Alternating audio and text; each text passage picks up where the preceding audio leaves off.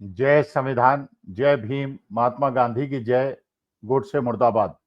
देखिए, बहुत दिन से हम लोग ये सोच रहे थे कि देश का युवा जिसका आक्रोश बढ़ता जा रहा है और जिसको अपने भविष्य की चिंता सताने लगी है, इस पे बहुत दिन से हम लोग चर्चा कर रहे थे। देखिए, ये बिल्कुल सच बात है कि हम लोग जब जवान थे, युवा थे, तो उस समय नौकरी की कोई समस्या नहीं हुआ करती थी। पेपर लीक के बारे में कोई बात ही नहीं सोच सकता। और जो भी मेरे समकालीन लोग हैं, उस समय इस प्रकार की समस्या नहीं होती थी, लेकिन उस समय जो 1974-76 का आंदोलन हुआ था, वो महंगाई की वजह से हुआ था। नौकरी थी, नौकरी मिलने की संभावना थी, लेकिन महंगाई की वजह से, और वो महंगाई भी गुजरात के एक हॉस्टल में, क्योंकि मेस की फीस बढ़ा दी, तो वो हॉस्टल से बढ़ा हुआ एक आंदोलन बिहार ने उसको पकड़ा, उसे फैलाया और पूरे देश के अंदर वो फैल गया और इंदिरा जी को सत्ता गंवानी पड़ी। लेकिन उस समय की समस्या केवल महंगाई थी और वो रिफ्लेक्ट भी हुई थी इलेक्शन में। लोगों का आक्रोश था इंदिरा जी के खिलाफ, इमरजेंसी के खिलाफ, वो चुनाव हारी थी। लेकिन आजकल जो नई परिस्थिति पैदा हो गई है, वो ये हो गई है कि जनता में आक्रोश तो है, किसानों में आक्रोश तो है, युवाओं में आक्रोश तो है, लेकिन चुनाव आयोग के सौजन्य से, वोट चोरी के माध्यम से इलेक्शन में वो रिफ्लेक्ट नहीं होता। तो जैसे कहते हैं ना कि जो प्रेशर कुकर होता है, उसके अंदर जो सीटी होती है, वो प्रेशर को निकालने में मदद करती है, विस्फोट नहीं होता। लेकिन अगर उस सीटी को जाम कर दिया जाएगा, तो फिर ज्यादा खतरनाक स्थिति पैदा हो जाती है। तो लोकतंत्र के अंदर लोगों की भावनाओं का प्रकटीकरण और उसका बाहर निकलना, ये राष्ट्र हित में होता है। लेकिन आप देख रहे हैं 11 साल से जैसे हमारी सरकार चल रही है, सारे संवैधानिक संस्थाओं को जिस प्रकार से उसने कब्जा ले लिया है और जिस प्रकार से उसने जनता की बात को बिल्कुल सुनना बंद कर दिया है, कभी कांग्रेस विहीन, कांग्रेस मुक्त भारत, कभी किसानों के ऊपर 3 कृषि कानून, कभी अग्निवीर जैसी वाहियात योजना, हर वर्ग को परेशान करके रख दिया। लेकिन इलेक्शन जीत जाते हैं, क्योंकि अब धीरे धीरे उसकी भी परतें खोल रही हैं, किस प्रकार से वोट चोरी करके पूरे देश का माहौल गड़बड़ किया। लेकिन जो युवा वर्ग है, और देखिए इसमें भी एक बहुत बड़ा अंतर है, पहले जो आंदोलन होते थे वो युवा वर्ग करता था। इस बार के जो आंदोलन हमारे पड़ोस देशों में हो रहे हैं और जिसका पहला लक्षण भारतवर्ष के अंदर दिखाई पड़ा है, वो युवाओं द्वारा नहीं हो रहे, वो जेन जी द्वारा हो रहे हैं, मतलब उनसे भी छोटे बच्चे। वरना पहले के आंदोलन हुए 30-35-40 साल के लोग सड़क पे उतरा करते थे, लेकिन 18-20 साल से लेकर 28-30 साल के बच्चे इस प्रकार से सड़क पे नहीं उतरते थे। आंदोलन की शुरुआत आपने श्रीलंका के अंदर देखी, फिर आपने बांग्लादेश के अंदर देखी, फिर आपने नेपाल के अंदर देखी, और नेपाल के अंदर तो बिल्कुल एक लेटेस्ट एग्जाम्पल है, किस प्रकार से बिल्कुल युवा बच्चे, लेकिन वो युवा बच्चे जो हैं, वो अपने बड़े भाई और बहन को देखकर ये समझ रहे हैं कि उनके जीवन काल में किस प्रकार की स्थिति पैदा हो रही है कि उस शिक्षा प्राप्त करने के बाद भी उनको नौकरी नहीं मिल रही है। तो वो अभी से अपने भविष्य के लिए चिंतित हो गए। वो ये भी देख रहे हैं कि माँ बाप ने शिक्षा के महत्व को तो समझा, बच्चों को शिक्षा दिलाने के लिए कोई कोर कसर नहीं छोड़ी, लेकिन एक तो प्राइवेटाइजेशन और 14-15-25 लाख की फीस और उसके बाद नौकरी का न मिलना घर के अंदर एक ऐसा माहौल बना देता है, समाज के अंदर ऐसा माहौल बना देता है कि 90% बच्चे समाज के लोगों द्वारा उनका तिरस्कार किया जाता है, उनका मजाक बनाया जाता है। न केवल बच्चों का मजाक बनाया जाता है, उनके माता पिता का भी मजाक बनाया जाता है, उनके रिश्तेदारों द्वारा, समाज के लोगों द्वारा।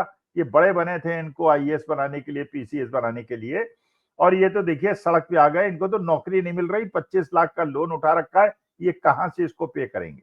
माँ बाप की भी जो एक समस्या है वो परकुलेट डाउन बच्चों पे करती है, और बच्चे बेचारे, इस उम्र के बच्चे, छोटे बच्चे, उसको झेल नहीं पाते और अवसाद में चले जाते हैं।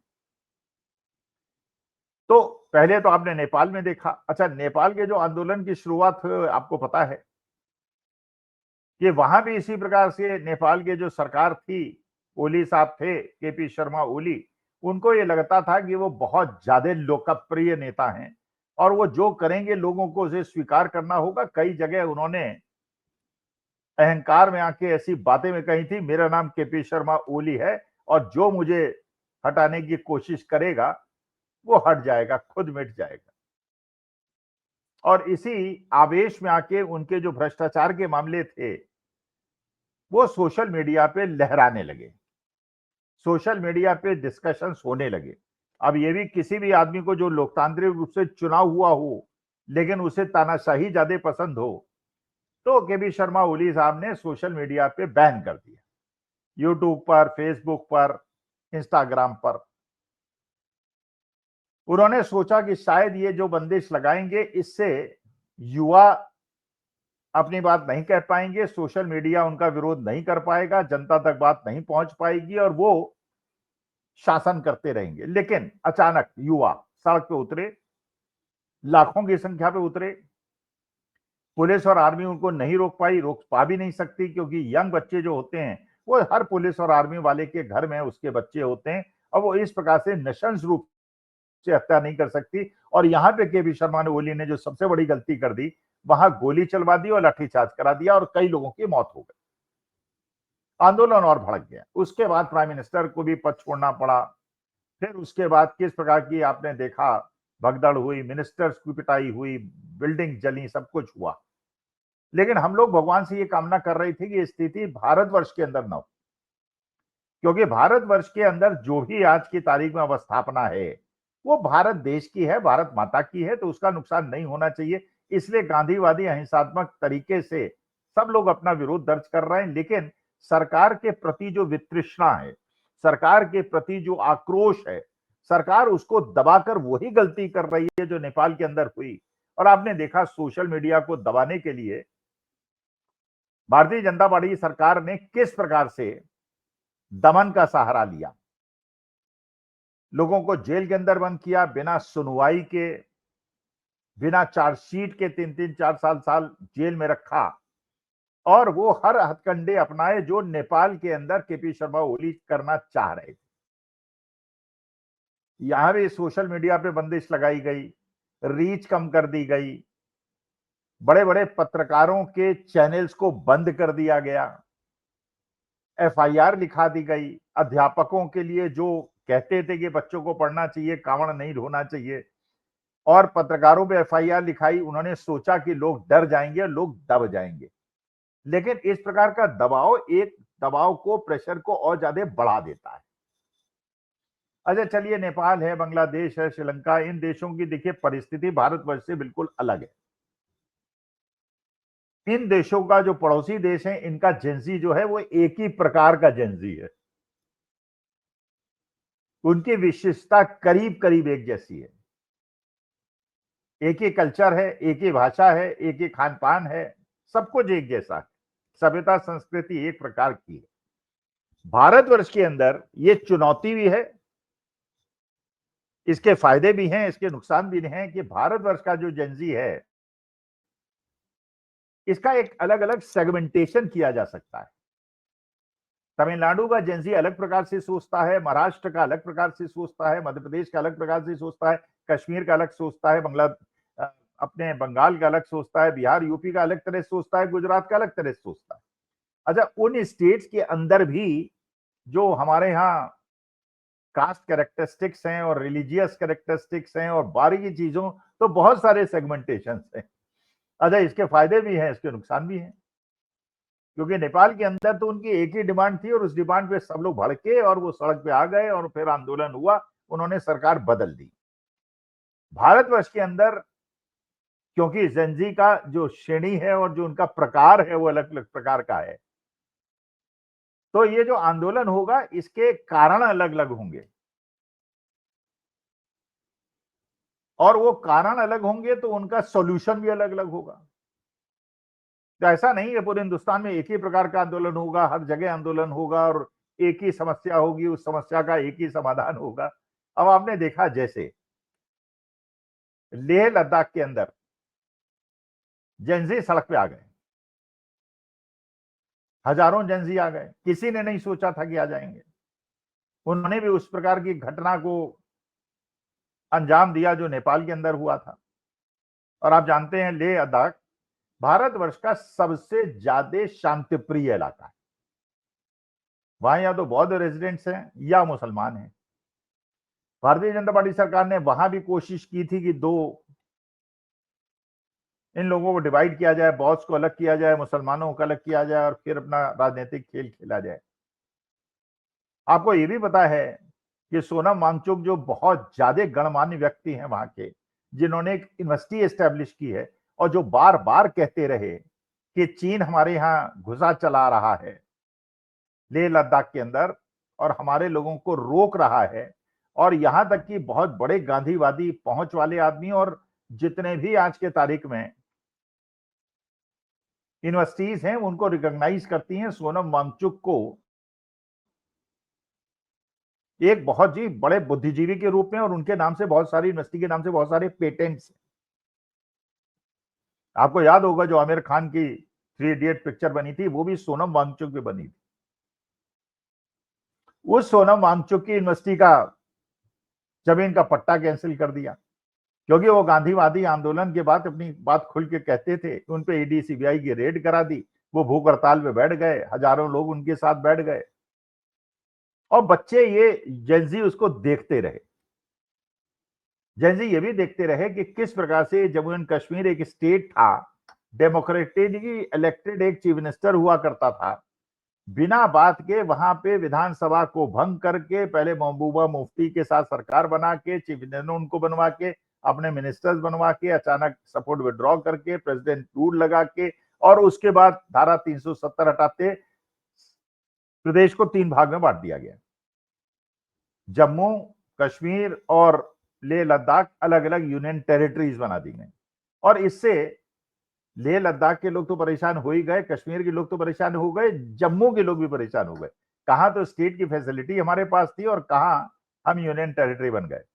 मनोज सिन्हा वहां पे लेफ्टिनेंट गवर्नर बन गए और उमर अब्दुल्ला को लोगों द्वारा जिताने के बावजूद उनकी कोई सुनवाई नहीं, और हर चीज की फाइल जो है वो मनोज सिन्हा के पास जाती है। जैसे दिल्ली के अंदर जब आम आदमी पार्टी की सरकार थी उनकी फाइलें रोकी जाती थी, और आज के तारीख में भारतीय जनता पार्टी के लिए लेफ्टिनेंट गवर्नर बिल्कुल डॉर्मेंट हो गए, अब वो कुछ नहीं करते जो। लेकिन इस प्रकार का भेदभाव, हमारी सरकार होगी तो एलजी अलग तरह से बिहेव करेंगे और नहीं होगी तो हम कोई काम होने नहीं देंगे। वो चीज जो जेंजी था उसके अंदर क्रोध पनप गया। और आपने देखा लेह लद्दाख के अंदर क्या हुआ। सोनम वांगचुक ने अपना आंदोलन वापस ले लिया। उन्होंने कहा ये उचित नहीं था और ये होना नहीं चाहिए था, और उन्होंने बिल्कुल गांधी जी ने जैसे अपने आंदोलन वापस लिए थे हिंसा आंदोलन पे, आंदोलन वापस ले लिया। उन्होंने बच्चों से अपील की कि तुम बिल्कुल गांधीवादी तरीके से इसको आगे बढ़ाओ। तो एक जेंजी का आंदोलन तो आपने लेह लद्दाख में देखा, उसी प्रकार का आंदोलन दूसरा आपने उत्तराखंड में देखा। लेकिन उत्तराखंड का जो जेंसी का आक्रोश था वो डिफरेंट था, उसकी वजह डिफरेंट थी। वहां पे उत्तराखंड पब्लिक सर्विस कमीशन का एग्जामिनेशन हुआ, उसके अंदर पेपर लीक हो गया। अब बच्चे ये परेशान कि हमको एक तो नौकरी नहीं मिल रही, कभी एग्जाम होता है पहले उसमें फॉर्म की फीस जमा करो, फिर ट्रेवल करो, फिर एग्जामिनेशन की तैयारी करो, फिर एग्जामिनेशन दो, और लास्ट मिनट में पेपर कैंसिल हो जाता है। और पूरे हिंदुस्तान के अंदर एक परंपरा बन गई है, बच्चे सड़क पे आ गए। खैर चलिए, हिंसा नहीं हुई वहां पर, वो चुपचाप मोमबत्ती लेके और अपने मोबाइल को लेके लाइट जला के बैठ गए, लेकिन हजारों की संख्या में बैठ गए। तो कहां लेह लद्दाख जैसे शांतिप्रिय सीमावर्ती इलाके से एक चीज शुरू हुई और दूसरे सीमावर्ती इलाके में पहुंच गई, उत्तराखंड, वो भी बिल्कुल बॉर्डरिंग स्टेट है। जो चीज मणिपुर भी एक बॉर्डरिंग स्टेट के अंदर जो परिस्थिति पैदा हुई थी और 2.5 साल तक जला, और केवल इसलिए कि मैती और कुकीज के बीच में संघर्ष कराने का प्रयास हुआ, केवल धर्म के आधार पर, जबकि जो कुकीज की डिमांड थी वो कोर्ट डिसीजन के खिलाफ थी और उनका क्रोध मैतीज के खिलाफ नहीं था। लेकिन वहां भी हिंदू क्रिश्चियन करने के लिए भारतीय जनता पार्टी ने रिलीजियस कार्ड खेला, और उसका यह भुगतान हुआ कि जहां पे भारतीय जनता पार्टी के मेंबर ऑफ पार्लियामेंट होते थे वहां कांग्रेस के दोनों मेंबर ऑफ पार्लियामेंट 2024 में जीत गए। अब सवाल यह है कि क्या सरकार को इससे मैसेज मिल रहा है जो लेह लद्दाख में हुआ और जो उत्तराखंड में हुआ, मिलना चाहिए, क्योंकि पंजाब के युवा भी इस सब में बहुत ज्यादा परेशान हैं और बहुत ज्यादा पीड़ित हैं। हिमाचल प्रदेश के बच्चे भी पीड़ित हैं, जम्मू एंड कश्मीर के बच्चे भी पीड़ित हैं, लेह लद्दाख वाले तो हैं ही कि उनके यहाँ बाढ़ आई हुई है, उनके यहाँ फसल का नाश हुआ है, उनके यहाँ घर बह गए हैं, सड़कें बह गई हैं, और मोदी जी केवल 1600-1700 करोड़ रुपए का अनुदान देके अहमदाबाद को 1 लाख करोड़ की परियोजनाएं दे रहे हैं और बिहार के अंदर सारा ध्यान आकर्षित कर रहे हैं और वहां परियोजनाएं का इनॉग्रेशन कर रहे हैं, जबकि इस समय जरूरत है उत्तराखंड को, हिमाचल प्रदेश को, कश्मीर को और पंजाब को। तो वहां के भी युवा उद्वेलित हैं, बिहार के युवा उद्वेलित हैं कि उनका जो अभी पेपर लीक, पहले भी उन्होंने आके दिल्ली में भी आंदोलन किया था, बिहार में भी किया था, उनके यहाँ भी पेपर लीक हो रहे हैं और इस बार से भी उद्वेलित हैं कि वोट चोरी के लिए वहां पूरा माहौल बना हुआ है, वोट चोरी के खिलाफ। आपने देखा सम्राट चौधरी एक मीटिंग लेने गए, ट्रक के ऊपर खड़े हुए हैं, चारों तरफ जो बच्चे हैं वो वोट चोर गद्दी छोड़, वोट चोर गद्दी छोड़ का नारा लगा रहे हैं। इसका मतलब यह है कि भारतवर्ष के अंदर जो ये ट्रेंड शुरू हुआ है, इसको रोकने के लिए सरकार को युवाओं की मनोभावना को समझना होगा, उनके एस्पिरेशंस को समझना होगा, उनकी समस्या को समझते हुए उसका समाधान करना होगा। और अब हिंदू मुसलमान का नैरेटिव फैला के और पाकिस्तान के खिलाफ नैरेटिव फैला के आप लोगों की भावनाओं को नहीं भड़का पाएंगे, क्योंकि जिस पाकिस्तान के खिलाफ आप ये सब फैलाते थे, उस पाकिस्तान के साथ तो अमित शाह साहब के पुत्र जय शाह, जो इंटरनेशनल क्रिकेट बोर्ड के अध्यक्ष हैं, वो मैच कराते हैं। 26 शहादतों का बदला क्रिकेट मैच। और जैसे नेपाल के अंदर हुआ था, जो जेंजी ने कहा था कि ये नेपो किड्स हैं, बड़े बड़े लोगों के बेटे हैं जो बड़े बड़े पदों पर बैठे हैं, हमें इनको देख के लगता है हमें क्या कमी है कि जो बिना किसी योग्यता के बड़े पदों पर पहुंच गए।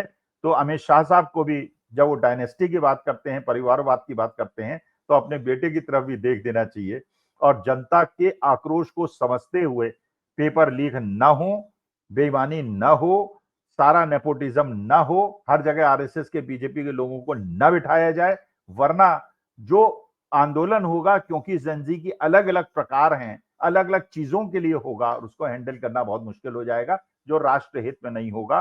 तो मोदी जी, अमित शाह साहब, हमारे देश के जेंजी और देश के युवाओं और वृद्ध समाज के लिए भी जरा चिंता कीजिए और केवल रिलीजियस डिवाइड के बेसिस पे आप सरकार नहीं चला पाएंगे और लोगों की नौकरी के बारे में सोचिए, पेपर लीक ना हो इसके बारे में सोचिए। और ये जुमलेबाजी की 8 साल आपने जीएसटी में 1 लाख करोड़ से ऊपर इकट्ठा करने के बाद अब आपने, लेकिन मैंने पार्ले जी के बिस्किट का ऑर्डर मैं बहुत ज्यादा करता हूं क्योंकि मैं पैरेट्स को फीड करता हूं, तो पहले जो 85 रुपए का पार्ले जी का एक पैकेट था बड़े वाला 800 ग्राम्स का, अब उसके दाम 92 रुपए हो गए हैं जब आपने जीएसटी घटाया है। ना हो अमेजन में चेक कर लीजिएगा। तो इसलिए ये जनता को गुमराह करने का समय निकल गया है। अब युवा और जेनजी की समस्याओं का अभिज्ञान करते हुए उनका समाधान करने का समय है, वरना फिर हमारे लोकतंत्र को बचाने के लिए देश की जनता और युवा अगर करेंगे तो युवाओं के साथ वृद्ध भी आएंगे, उनके माता पिता भी आएंगे और पूरे समाज के अंदर एक गांधीवादी ऐसा आंदोलन खड़ा होगा जो फिर सत्ता को पलट देगा। और फिर यही होगा कि बच्चे डिसाइड करेंगे, युवा डिसाइड करेंगे कि इस देश के अंदर अब 75 साल से ऊपर के लोग सत्ता में नहीं बैठेंगे, जिनकी सोच पुरानी हो गई है। अब नई सोच के आईटी सेवी लोग सरकार में आएंगे और वो डिसीजन जेनजी का होगा। नमस्कार, धन्यवाद और प्रणाम।